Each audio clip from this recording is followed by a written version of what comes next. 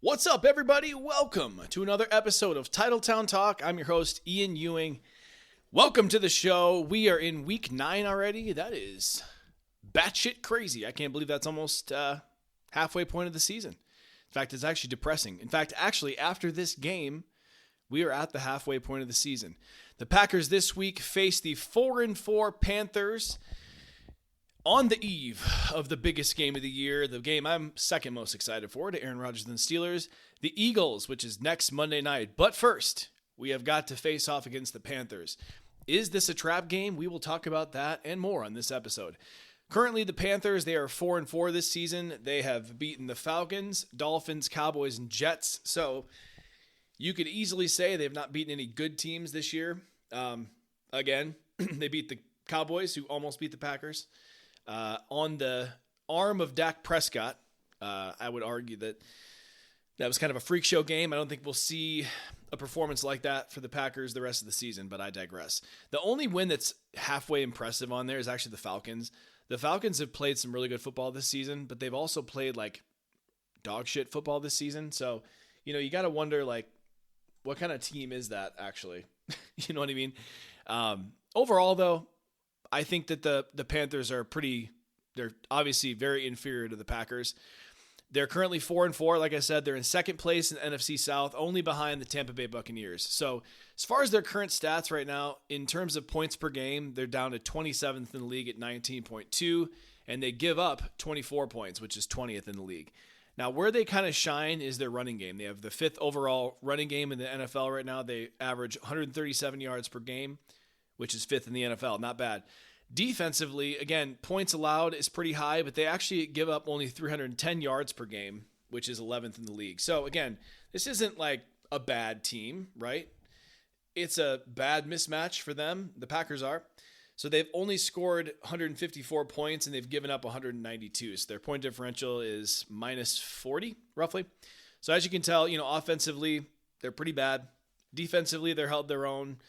That Bills game last week is the one that really, it's quite the eyesore. So going into that game, 4-3, the Bills haven't looked great this year. I think they're a bit overrated. We'll see where they end up at the end of the season, but that game was close for a minute, right? I think it was 14-10 at half. And then obviously the second half, the Bills just beat the hell out of them, right? So again, they definitely are a pretty average team to bad team. I'm trying to be nice here.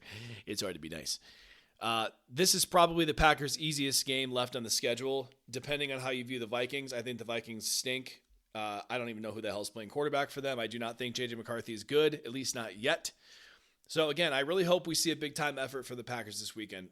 Before we get into the Panthers offense and the Packers approach on defense, we just have to hope that they're not looking ahead to next week. Like I mentioned before, I sure as hell am. It's the Philadelphia Eagles next Monday night on Monday Night Football. That game is going to get a serious amount of hype, rightfully so. Again, this Panthers team, not good, probably average at best. They've had some good moments, like I said, but I think there's a world where the Packers could just not show up here mentally and lose this game. So, again, I hope that doesn't happen. I don't anticipate that happening, but, we've already seen it once this season, so hopefully they learn their lesson in that one. Okay. Let's go over their top 5 on offense from PFF. Tet McMillan is their number 1 overall player, 78 grade from him. Wide receiver. As you guys know, I was massively excited for Tet around draft season. I don't really know if they were credible, but there were a lot of people who were saying that he was going to fall a little bit further. And then there were people who had him falling away the Packers at 23. And I thought that was crazy, but obviously, I had some excitement. Some of these draft people that do mock drafts do have some inside scoop. It's very possible some of the teams in the, teens weren't super happy about the way he ran. I thought that was absurd. He's been really, really good for the Panthers this season, and he presents some unique challenges in terms of size, physicality, all that. Their number 2 overall player, Damian Lewis, their guard, 75.9. He's actually a pretty good blocker in the run and pass. Ike Ekwonu, their tackle, is their number 3 player, 75.5. Taylor Moton, the other tackle, 73.4. And then 5th is Brady Christensen, their guard, 72.7. So, again, as you can tell, their offensive line is pretty good. We'll get to that in a minute. Their offense overall, not been good. especially in regards to DVOA. They're 26th in DVOA this season, which is really bad. 29th in passing DVOA. That's awful. But they are 8th in rushing DVOA. So again, the Panthers are going to want to run the ball in this game. Again, we've talked about this before. When you face a pass rush like this one, like the Packers, teams are going to want to run at them and try to get them off their spot a little bit and start to use play action. Like I said before, their offensive line's actually been pretty good this season in terms of run blocking. They're the number 2 overall run blocking grade. They have the number 2 overall run blocking grade in the NFL via PFF. So that's good, right? They're down to closer to 20th in the league in pass blocking grade, by the way, from PFF. But again, 4/5 of their offensive line are in their top 5 players, which is good. The issue is they're really beat up right now. Brady Christensen, again, their 5th overall player. He's out for the season. I think he broke his leg last week. Jake Chiron, I believe you say his name. He is the guy who's replacing Brady Christensen at guard. He has a 82 overall grade, but he's only played 13 snaps. Their center, Cade Mays, he might not play in this game. Same with Taylor Motown as well. Neither of them practiced on Wednesday and Thursday. But then Damian Lewis, he's also been hurt. He did practice yesterday. So I think it's safe to assume if those guys do play, they're not going to be 100%. And that's going to be a big problem for the Panthers against a defensive line like the Packers. Currently, they are ranked 18th in composite pass blocking. So that means, again, that takes all the averages of all the different networks that grade offensive line and just basically put them all together. So you could argue that, the Panthers are below average. But again, that's still not as bad as the Packers have faced this season, and they've still had some trouble with some of these offensive lines. So we'll see. Let's talk about Bryce Young really quick at quarterback. He was out last week. Andy Dalton started. He's off the injury report. Bryce Young will start this game. In case some of you don't know about Bryce Young, he was the number 1 overall pick in 2023. He was picked over C.J. Stroud, and at the time, coming out of Alabama, I thought, well, I didn't, but a lot of people thought he'd be the next big thing. I was much more of a Stroud guy. I just don't know how how you can draft a guy who's 5'9". And again, no shade to my short kings out there, but I'm telling you that's really tough. And we'll talk about that in a minute. He basically comes out his rookie season, plays really, really bad. They fire the head coach. Dave Canales comes in last season. He plays so bad at the beginning of last season, they bench him for Andy Dalton. When I tell you guys he played bad last year, it was really, really bad. So ironically, Andy Dalton comes in. He plays pretty well. I think they won a couple of games even. So then sadly, Andy Dalton gets in a car accident. He gets hurt. Bryce Young comes back in. And once he came back in, it was week 9. He played really, really well. It almost felt like he was completely reborn. So from week 9 to week 18, he had a 74.6 overall grade from PFF, 25 big-time throws. Both of those numbers, by the way, were better than Jordan Love last season. Last season. He's shown some high-end ability. And this season, he's got Tech McMillan, who's obviously played well for them. He is not as good as a number 1 overall pick should be at quarterback. We'll just say that. He's been pretty average. This season, his best game was against the Cowboys, like everybody else in the league. And the only other game where he had above a 70 was week 1 against the Jaguars. So again, this is not a big threat quarterback, but he did tear up Joe Barry's defense in 2023 when the Packers played them. So again, we'll see how this goes. I'm much more concerned about the run game in this one. At running back, they have Rico Dowdle, who has had some massive games this season already. They have Chuba Hubbard, who I've always liked as well. And then the rookie Trevor Etienne, I believe Travis Etienne from the Jaguars' brother, could be wrong. Hubbard's been pretty ineffective this year. I know he was battling some injury, but he had a really nice season in 2024 and 2023, I think, as well. Again, not this season. Rico Dowdle has been their main running back. He had 183 yards against the Dolphins. And then against his old team, the Cowboys, he had 206 yards. So as good as the run blocking has been, right, they're number 2 in the league, right? They have not run the ball well in every game. So it seems like those games they've ran well sort of fluff their numbers a bit. When they face the better teams, like Buffalo, for example, they got, I think, 114 yards last week, but they were only slightly over 4 yards a carry. So they certainly didn't run away from it, pun intended. At wide receiver, like I said, they have some weaponry here. Tet McMillan, he's already got 500 yards this year, so he's pacing for 1,000 yards his rookie season, which is great. We saw it from the grading. He's been really consistent for Bryce Young. They also have Xavier Legette, who has the funnest accent ever, by the way. If you guys haven't listened to Xavier Legette interview, it is a trip, man. He's so fun to listen to. Not a great player, though, unfortunately. At least not yet. They picked him in the second round last season. He did have a good game against the Jets. 9 catches for 90 yards. That was a career game for him. But outside of that, he hasn't had over 20 yards in any game. So pretty low impact there. Their slot guy is a guy by the name of Jalen Coker. I like him as well. He's been hurt a little bit this season. He's got a 63 grade when he has played. But, he's fully back from injury. I liked him in the draft when he was in the draft. So we'll see what happens with him. Tight end, they have a couple of guys I really like. Jatavian Sanders and then Tommy Tremble. He's been in the league for a hot minute. I believe Tremble came out the same year as DeGuara, so 2020. And he was a very similar type player back then. Like more your like H-back, fullback type tight end. And the Carolina Panthers use him both in line and in that role. But again, neither of them have over a 60 overall grade on the season. We talked about it at length in every episode. The Packers have struggled against tight ends this season. And really, they've struggled against tight ends for my entire fandom, it feels like. But I digress. I don't think either of those guys are going to be super good in this game. But we'll see. I like Sanders a lot. He's not really broken out yet, but he's had a couple of big games over his career. Tight ends typically don't break out till year 3, and that's a year away. So, and just ask Tucker Kraft about year 3 breakouts. The Packers' defense against this offense, right? I just don't see a path to victory here for Bryce Young. But they could run well in this game, and that scares me a bit. So that brings me to key number 1 for the Packers defense. Stop the run. Make Bryce Young drop back and throw it. That's key number 1. Some games, it's more important than others, right? But in this one, you have got to shut the run down. The run game is the only thing the Panthers do well, and this whole team, by the way. They run block well, and their backs have had success in some of the games, right? Not every game. In a game like this, the Packers are going to want to get ahead on offense, make it so running the ball is an afterthought. And I do think that's the way it's going to go in this one. I really do. The Packers' run defense, it's been a little bit more human the last couple weeks. Obviously, we remember how it started against the Commanders and the Lions.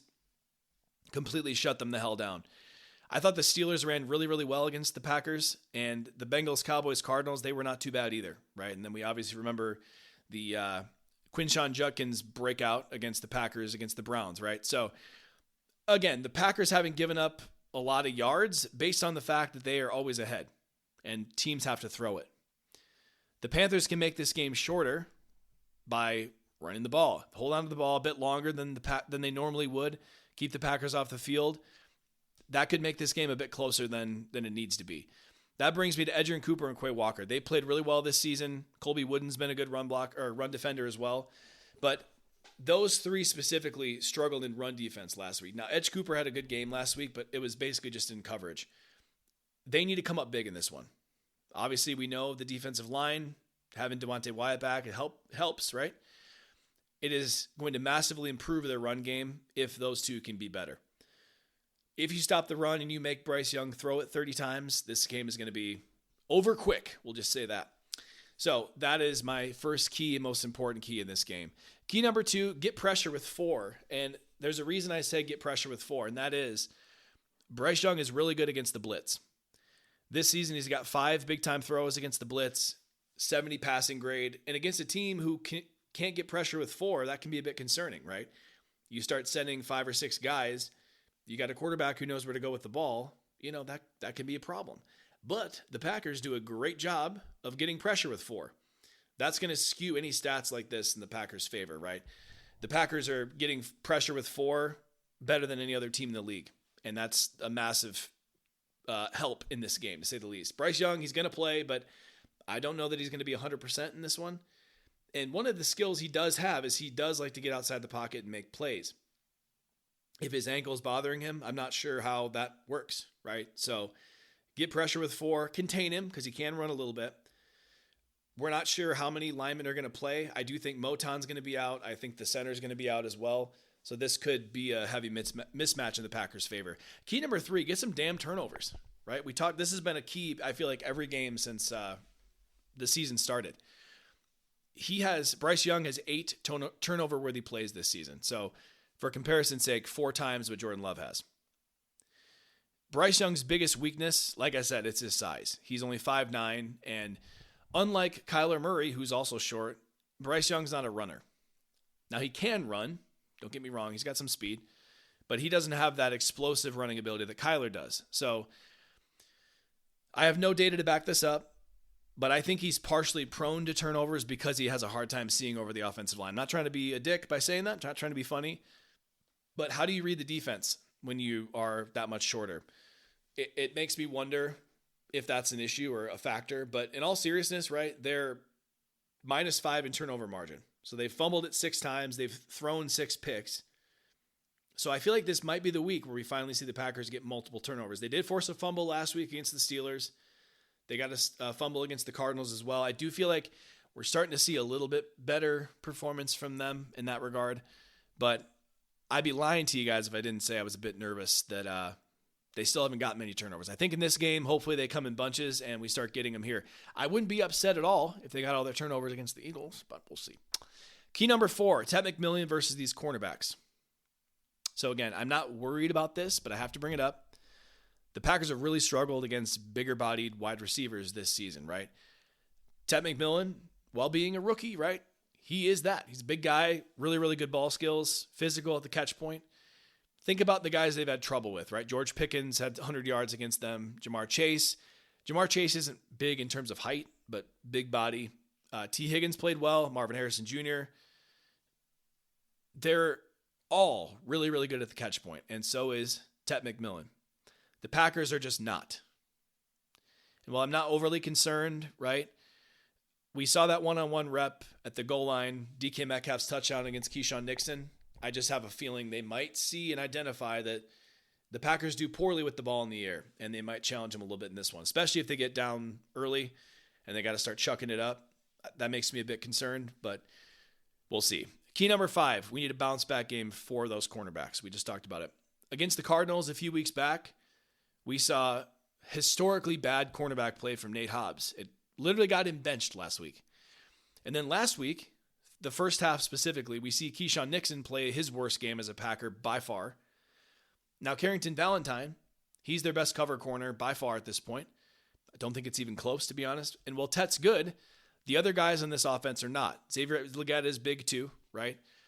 But again, he's not really shown that he can do what Tet can do with his size. He's had a lot of drops in his career. He has a hard time getting open. So yeah, you got to be physical with these guys for sure. But I want to see a squeaky clean performance this week from these guys. Maybe even a pick from one of these guys.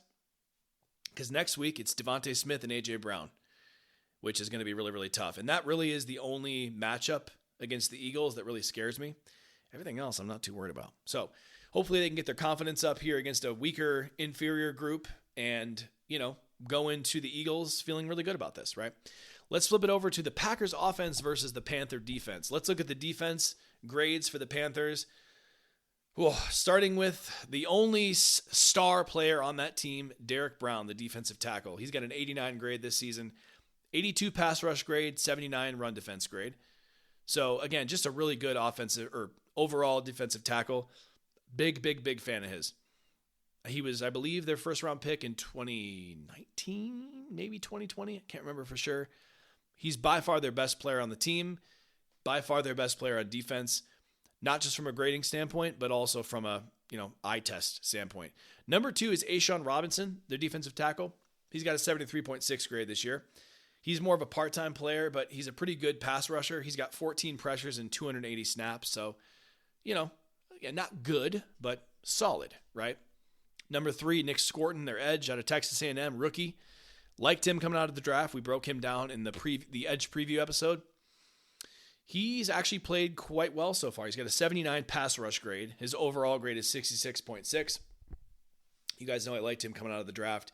He got a little bit, we'll just say beefy for his senior year. But the year before that, his junior year, before he came out in the draft, a lot of people thought he would be like a top 5 pick. So we know he's got potential to be really good. I think he's going to be really good down the road. I like what I've seen from him this season. You can see he gets really disruptive in some of these games. But I don't think he's a threat by any means. But he could have a couple of reps where if the Packers aren't careful, he could hurt him, right? Number 4 is J.C. Horn, their second best player. He's a cornerback. They just extended him last season, I believe, and he was a top 10 pick from 2021. Insane one-handed catch one-handed interception a few weeks ago, if you guys didn't see that. He's a really, really talented guy, but you can pick on him a little bit. He's not overly athletic. You can beat him deep. So if Christian Watson's listening to this, hello, let's do that to him this week, right? And then number 5 is Mike Jackson, their other cornerback at 63.9. He has a 63 coverage grade. The defense overall, guys, just lacks a lot of high-end talent. They have some good players, nobody great, nobody you need a game plan for. I think they're a few years away from being good. Their defense is 18th in DVOA, 20th against the pass, 18th against the run. A lot of their success came against really bad teams. And the reason they're not even lower is because they did play well against the Falcons, right? They shut the Falcons down. But we've seen some really bipolar play from the Falcons where they look really good and then they look absolutely horrible again. Like, I think they played the Dolphins this year, the Falcons, and I think the Dolphins beat them. I could be wrong about that. So again, the Falcons beating the Bills and the Falcons playing well against the Buccaneers, again, DVOA is smart because it figures in how good the opponent was that you beat. So it kind of has the numbers fluffed a little bit for the Panthers, right? Anyway, I digress. We'll talk about it a bit later. Their linebackers are really, really bad in this defense. DJ Wanham, Trevin Wallace, and Christian Wosboom at linebacker. Not a lot of good there. If you guys are wondering who they are, I'm right there with you. I did not make up these names, by the way, even though it sounds like it. None of them have a PFF grade over 53 this season. Remember, 60s average. And Wanham is in the 40s. So this is an area on the Panthers that you can attack. So I do think the Packers will try to get their guys one-on-one against these linebackers. You can run at these guys. We'll talk about that in a minute too. Not good linebackers, to say the least. Cornerback is interesting, right? They got J.C. Horn. Love him. He was a Pro Bowler last season too, by the way. Mike Jackson on the other side. Michael Jackson, LOL. But again, while these guys are solid, you can beat them. You can beat them on the outside. Jackson only has a 63 coverage grade, like I mentioned before. Their nickel cornerback is Chow Smith-Wade. Yes, that's also a real name, I promise. He's only got a 60 grade so far this season. Their safeties I do like, but they have not played up to their potential this season.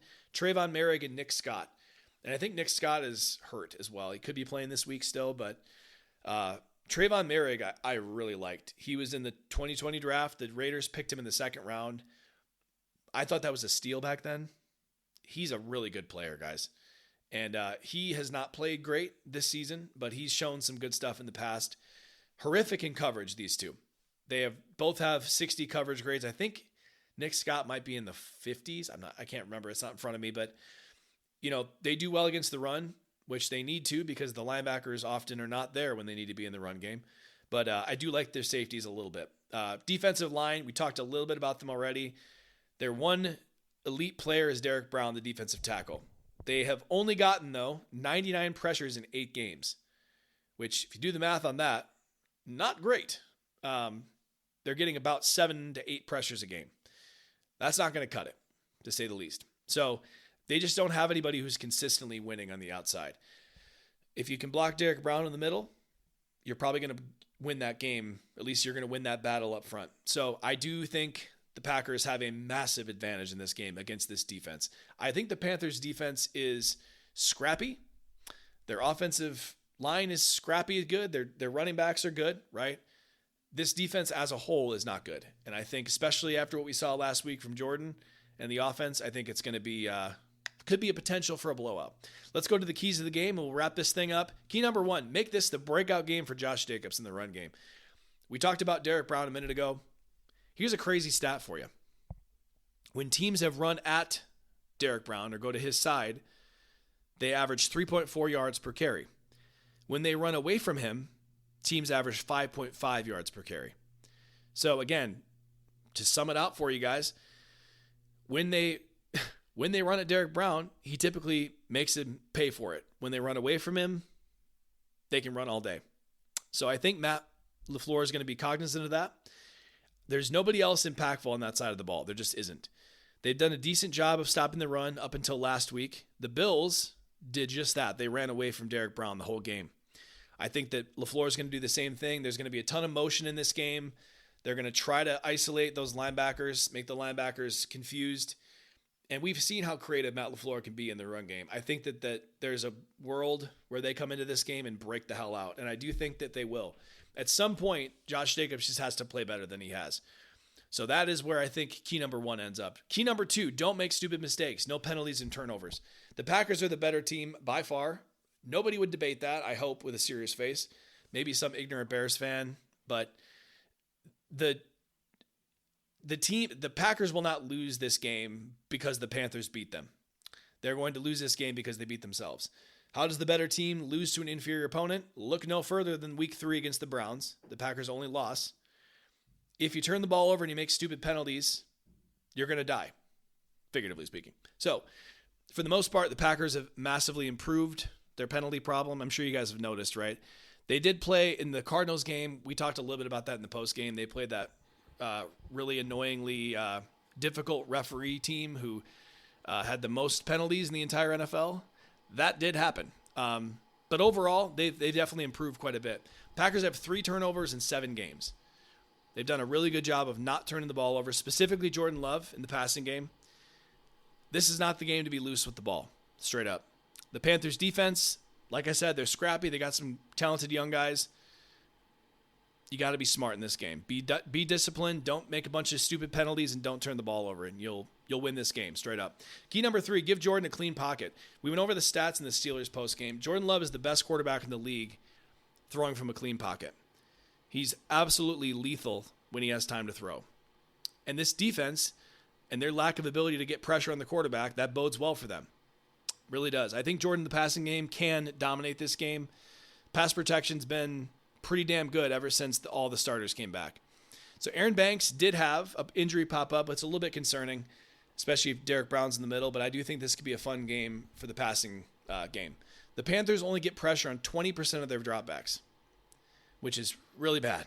Really, really bad. So I do think that the number 1 key on this, if you protect Jordan Love, give him a clean pocket, he's going to kill everybody, figuratively speaking. Really, really quick, I want to talk about special teams before we do the final prediction. There's one area of the game that we haven't talked about, and we don't usually talk about in this podcast because I don't really know a lot about it. That's special teams. The special teams for the Packers is their biggest weakness, and it always has been, right? The Panthers do what's called a dirty kickoff, quote unquote. And what it basically means is their kicker, when he kicks the ball, does a knuckle kick. So he kicks a knuckleball. It spins weirdly. It's hard to catch, hard to handle. And it makes it kind of hard to predict where the ball is going to go. So I do have a feeling, and I hope I'm wrong, that Savion Williams or Bo Melton, somebody's going to F up a kickoff somewhere, some way. Now, does that mean they're going to fumble it and give it to the Panthers? No, but they just have to be wary of that. I wonder if they practiced it this week. This is something you don't see every day, right? Where kickers are just kicking these knuckleballs and making it hard to catch. But again, not overly concerned, but I just wanted to bring it up. So we'll see. Players to watch in this game, Tucker Kraft. We've seen 2 bonkers performances from Tuck this year. The Panthers have given up a ton of yards to tight ends this year. I don't have the stat in front of me, but the Panthers are by far the worst defense in the league at defending 12 personnel. And if you guys don't know what that is, it's 1 running back, 2 tight ends. So I do think we're going to see Tucker Kraft have another blow-up game in this one. And I think the rest of this week after this game, we're going to be hearing all the national people talking about Tuck being the best tight end in the league. There was some talk this week about that, like Sam Laporta's better. That is a complete joke. Sam Laporta is not better than Tucker Kraft. He's just not. And there's just so many people who just want to confirm their priors. And we'll talk about that at the end. I got a little rant for you guys. But I think Tucker Kraft is the best tight end in the NFL, and he will continue to pile that on after this game. Matthew Golden. Been a ton of discourse on Twitter, social media. I guess Matthew Golden deleted his Instagram. There's a lot of people talking about how Golden's not getting enough targets, right? To me, it's simple. It's just people not quite understanding, or maybe they've forgotten how the Packers do things. They didn't pick Golden to be their number 1 receiver this year. They drafted him because they don't have a single one under contract after 2026. So remember, they're always drafting 2 to 3 years ahead because you know they're not going to be able to re-sign all these guys, right? They have Wicks, Reed, Watson, and Dobbs, all who are not under contract in 2 seasons. So you guys know I'm a huge fan of Matthew Golden. My wife knows I freaked out like crazy when they drafted him. I love him. I think he can and will be a superstar in this league. But, you know, just because he's not there yet doesn't mean he's not going to get there, right? That's not how the Packers do things. That being said, I think he heard the noise this week. I think the Packers heard it too. I have a feeling this is going to be his breakout game. I think he gets his first touchdown in this game. I think he gets 100 yards receiving in this one. So if he's on your fantasy team, don't do what I say, but maybe start him this week if you got a chance. I know I'm trying to decide if I want to start him or Marvin Harrison Jr. We'll see. Josh Jacobs, another player to watch. The Bills, they put together an insane running game last week against the Panthers defense. I think LaFleur knows they need to run it better, especially when you get into a game like next week against the Eagles, right? I think they found a groove a little bit last week in the second half. It was Emmanuel Wilson running. It wasn't Josh Jacobs, but there was a lot of running room. I felt like we were seeing some of the blocking that we need to see. And, Emmanuel Wilson was taking advantage of it. I think Josh Jacobs is going to get 100 yards in this game, and I bet he breaks a big one to do it. Devontae Wyatt, another player to watch. Last week was his first game back from the knee injury. This interior for the Panthers is beat up. I think Devontae Wyatt's going to have a big game in this one. When you're facing a guy like Bryce Young, who's vertically challenged, we'll say, you need to get pressure up the middle, get your hands up if you can't get there. I think this is the easiest place to attack this team. I think Devontae Wyatt was shaking off some rust last week. I bet we see him return to form this week. And then the last couple here, I got two more for you. Nate Hobbs, but I put the cornerback room in general. I'm really curious to see what happens at corner in this game. Obviously, last week, Hobbs was benched for Carrington Valentine. That was the right choice. Firmly believe that, as we saw. But I really want to know how they're going to play this game. I think the right way to go is you pull Javon Bullard in passing downs. You put Nate Hobbs in at nickel. Nate Hobbs is a nickel corner, guys. He has been his whole career. This is the first time he's ever played outside consistently. The Packers think he can play out there. He thinks he can play out there. But we saw Nate Hobbs come in for Nixon at the end of the Steelers game. I thought that was a little bit strange. I know some of the other Packers media was also talking about that. I'm wondering if we might see Nate Hobbs rotate a little bit with Nixon. And I'd also like to see Bo Melton get some reps too. I really would love to see what he looks like in a real game out there. He looked pretty good in preseason. By all accounts, he was good in camp playing corner as well. The one thing I do know, Carrington Valentine's going to be on the field. I think he gets his first pick this week. Remember this. Carrington's going to get his first interception this week. Savion Williams finally got a TD last week. I think at some point this season, they're going to hit him on this wheel route out of the backfield. They've been setting it up this whole season. Maybe this is the week it happens, right? We talked earlier about how bad their linebackers are, their safeties too. If they get this dude isolated one-on-one against any of these linebackers, even the safeties, watch him fly. I think we're going to see another holy shit play from Savion Williams this week. I really do. Last one, but not least, Edgerrin Cooper. We talked a little bit about it in the postgame. Edgerrin Cooper just has not played that all-pro level that we were hoping to see since like week 2. I thought he played well against the Browns too. He did get eaten up a little bit in their run game, but I thought he played well in the second half against the Steelers. He played tough in the first half, but or he didn't play well in the first half. But the key to unlocking this team and making this run defense good, at least as good as it can be, it's when he goes out and crushes it, right? I think he has a really good game in this one. I bet he puts a stamp on it this week. Their ceiling on defense, everybody's been talking about Micah Parsons, rightfully so, right? That's the correct answer. But I think their peak performance is when they get Edgerrin Cooper and Quay Walker to be their best. When those linebackers play great, that's when this defense can take another step. And they have not played great the last couple weeks. I bet they do in this one, specifically Edge Cooper. I bet he has another oh shit game this week. Pardon my French in this one. Final prediction. Could this be a trap game? Yes, it could be. It has all the anatomy of a trap game, right? The big Eagles rematch is next week. The Packers, they're coming off their best win of the year, in my opinion, probably their best half of football that they've played against the Steelers. All that being said, I don't think the Panthers have a chance in this one. I really don't. When the Packers lost against the Browns, at least in that game, there was a clear path to victory for the Browns, right? The defense is really good. They need to shut down Jordan Love. The Packers need to make mistakes, and the Browns need to run the ball. All those things happened, right? There's just not that path to victory for the Panthers. The only way the Panthers win this game is if the Packers lose it. So they give them the ball away a bunch of times, playing stupid football. I think the way this is going to go, and remember this, hopefully I'm wrong and it's just a blowout, but I think it's going to be a close-ish game going into half, like maybe 14-10 Packers or maybe even 14-10 Panthers. The Packers move the ball quite a bit. They outgain them in the first half, but they miss a field goal or they get stopped on fourth down or something like that. But then in the second half, I bet they pull away and win this one pretty easily. I'm going to say 31-17 Packers in this one. I say Jordan Love has a 270-yard passing, 3 TD kind of game. Tuck goes big in this one as another one. We see that Matthew Golden breakout game, and then we finally see Josh Jacobs get 100 yards rushing in this one. Then we roll into the Eagles next week, 6-1-1 on top of the NFC. I'm super stoked for it. Really, really quick, I want to touch on that Eagles game, and I'll wrap this up. I think there's going to be a ton of people this week, national pundits, who are going to say some really dumb stuff about the Packers. They've already been doing it. I'm not saying it'll be this way at the end of the season, but there's a lot that can change. But the amount of pundits out there saying the Eagles are the best team in the NFC, it's just mind-blowing. And what bothers me is it's just lazy analysis. And there's just so much of it. I know it's hard for these national guys. They don't watch all the games.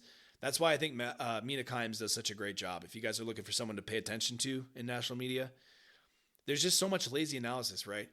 Just because the Eagles won last year, that doesn't make them automatically the favorites this year. It just doesn't. This is a team who's played some really, really ugly football. There have been games this season, guys, and I know this because Jalen Hurts is my fantasy quarterback. There have been games where he's at 130 yards passing, where he's just been shut out in the second half of these games. Can you guys imagine if Jordan Love had multiple games with 130 yards passing? Can you even imagine what they'd be saying about Jordan Love? And the one thing I've learned this season with Jordan playing at an MVP level, and yes, he is playing at an MVP level, there are just so many people who want to see him bad and want him to be bad. And I feel like it's just to confirm their priors. Whether it's local radio people, national people like Rex Ryan, who made an idiot statement last week, like Jordan Love always turns the ball over when you need it most. The dude has thrown less picks and turnovers this year than so many guys. I just don't know why people can't admit when they're wrong. Like, I don't understand it in real life either, by the way. The lack of humility in the world is just so annoying. But I digress. On Monday night, it's going to be insanely fun, but they've got to pull this one out first. They can't look past this team. I know I mentioned earlier that the Panthers are not a good team. I stand by that. The Packers are a really bad match for them. But all teams in the NFL are good. Teams beat themselves every single week and lose to inferior opponents. It could happen again, right? All right, we're going to do a midseason bonus episode next week. We're going to review all the bold predictions from the preseason and see how many are coming true. Spoiler alert, a lot of them are looking pretty good, and there's a few that are really bad. So I will see you guys on Monday or Tuesday for the post-game episode. Hopefully, we will be recapping a big-time Packer victory. Last thing I want to do really quick, just thank all of you for listening. Anyone who listens and downloads every week means a lot to me. We have about the same 14 to 20 people every week that download and listen to it. It just means a lot to me. Just wanted to say that I massively enjoyed this podcasting thing.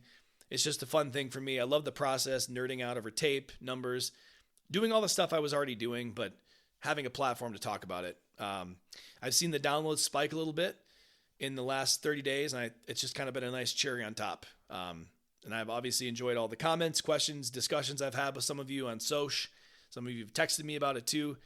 We just hit 110 downloads in the month of October, which is super, super cool, and I just wanted to say thank you for that. So I will see you guys next week. Hopefully the Packers give us a lot to talk about in a good way. And until next time, and as always, go Pack, go.